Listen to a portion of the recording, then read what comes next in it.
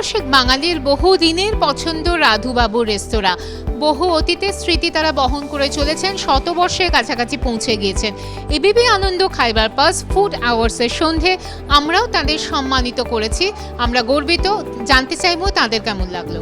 হ্যাঁ, প্রথমেই তো বলি যে এবিপি আনন্দকে আমার অনেক অনেক ধন্যবাদ যে এত সুন্দর একটা প্রোগ্রাম করেছে।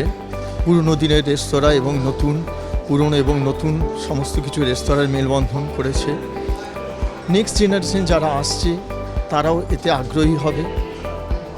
আর এরকমভাবে যদি মানে এবিপি আনন্দ যদি এরকমভাবে আরও কিছু এরকম প্রোগ্রাম করে থাকে তাহলে মানুষ আরও অনেক বেশি এই ব্যাপারে খাবার ব্যাপারে অনেক বেশি ঝুঁকবে।